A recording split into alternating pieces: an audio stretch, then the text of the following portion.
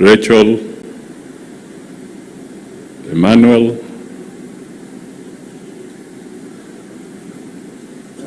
na Jonathan.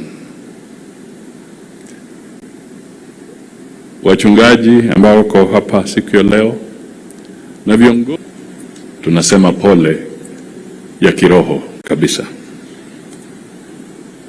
Mheshimiwa Rais, kabla sijasema kuhusu Chebukati, nipatie dakika 2-3 hivi nitambue wenzangu wa serikali ambao wako hapa. Nitaanza na CS wa Health. Tumtambue Mama Deborah Barasa, Waziri wa Afya. Pia ningependa kuuliza PSS ambao wako hapa, Principal Secretaries pahali mlipo, niwatambue. Hapo kuna Raymond Omolo, PS ambaye anasimamia mambo ya usalama. Kule kuna Professor Edward Kisiangani ambaye anasimamia mambo ya mawasiliano. Alafu sijui kama kuna PS mwingine nimesahau ama hajajitokeza. Pia kuna wenzetu wa serikali, niliona DPP, mkuu wa mashtaka katika taifa letu Bwana Renson Engonga. Nimtambue mkubwa wa Kenya Revenue Authority Humphrey Watanga. Yeye ndio rais amepeana jukumu ya kukusanya ushuru katika Kenya nzima mpaka kule vitongojini. Alafu ningependa pia kutambua DIG, Deputy Inspector General Gilbert Masengeli. Yeye pia ni kijana wa hapa Trans Nzoia. Na yale mambo governor alikuwa akisema ya kuchunga usalama, ya kulinda mpaka zetu, huyo kijana wenu hapa ndio anasimamia. Pia ningependa, sijui kama yuko, lakini katika kaunti hii nitambue kwamba Vice CDF General Omenda pia ni mkaaji wa kaunti hii ya Trans Nzoia. Sasa wale wengine wa kiserikali, directors, CEOs, pahali mlipo, mkiinuka tu wherever you are, so that we can acknowledge you. There are so many, I could not have had the rest with me. Asanteni sana, let me acknowledge you. Your Excellency, some jobs are no ordinary tasks. They are a calling. They are a leap of faith. And many lives depend on those jobs. One such job is the job of being the chairperson of the IEBC.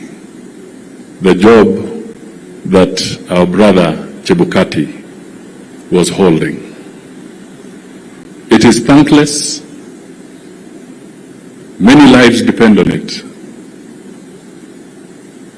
And therefore, as we look at the process of renewing the IEBC, we must all be clear that the strength of an institution or any institutions that we have in our government, in our country, the strength of those institutions depends on the people that lead those institutions. If Chebukati had not stood firm, as many speakers have said, if Chebukati had not stood firm, not once, but 3 times in a row, then this country would have gone into chaos. So if we are sitting here in peace today, let us thank that gentleman who lies there today.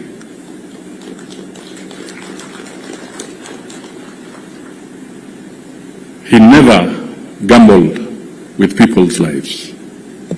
Hakucheza kamare na maisha ya watu. Alihakikisha kwamba ni lazima atekeleze wajibu wake kulingana na sheria na kuhakikisha kwamba ukweli ndio unafaulu. Alitufunza. And Your Excellency, it is now in the public domain. There is one bill that we call, it is now before Parliament, the Transition of Executive Authority and Assumption of Office Bill.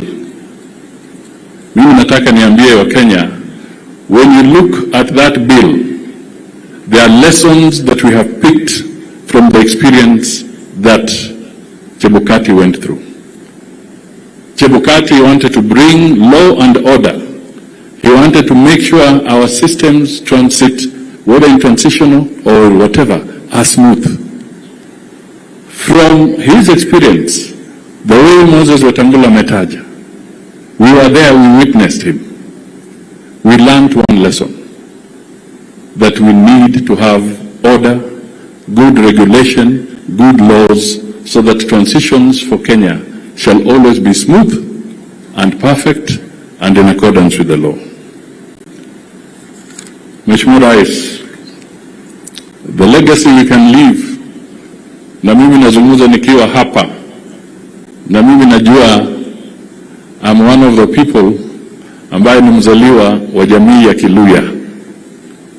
Saa zingine I tease my brethren and my brothers, nawaambia kwamba if there was a doubting Thomas kwa hiyo meza ya Yesu, I sometimes wonder if Thomas was the Luya.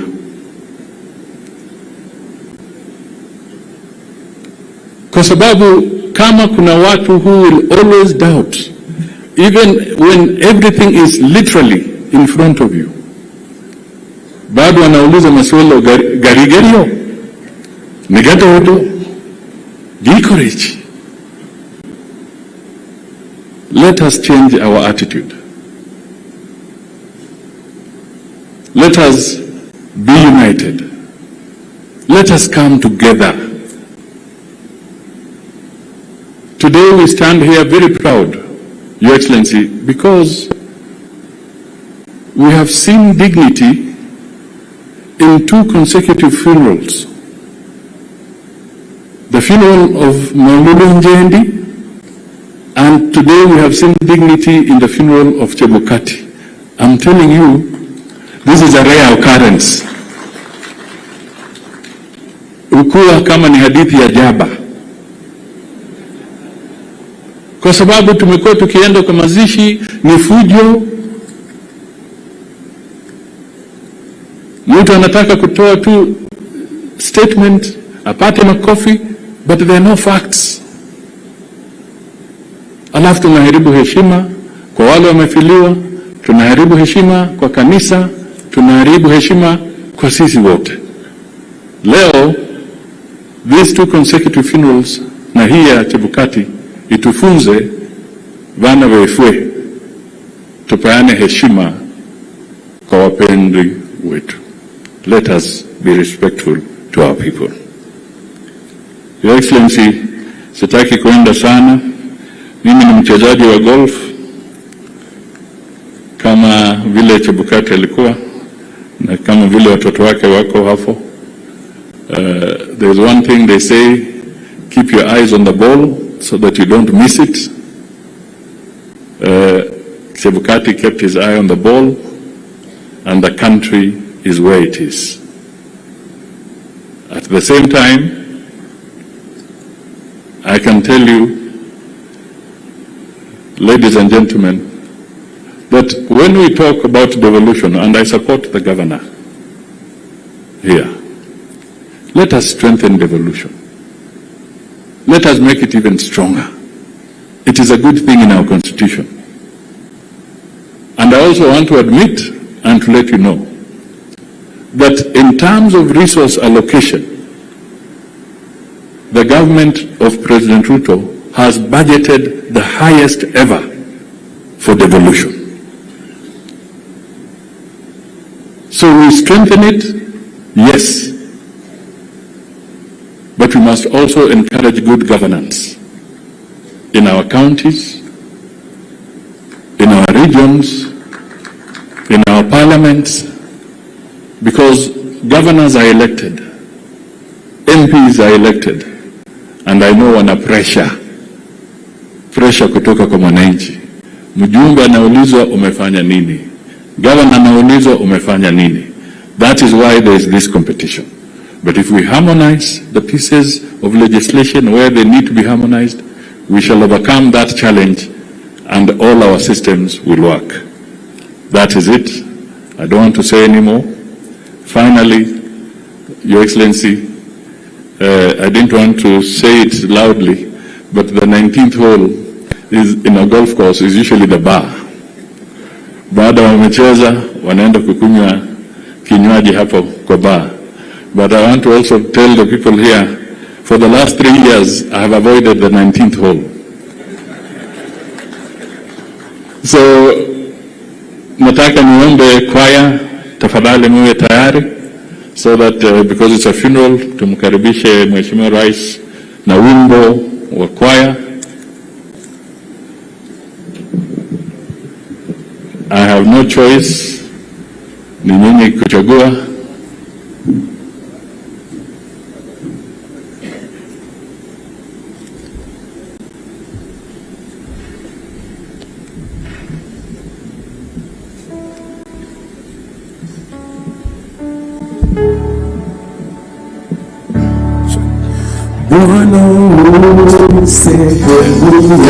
Can we all stand up?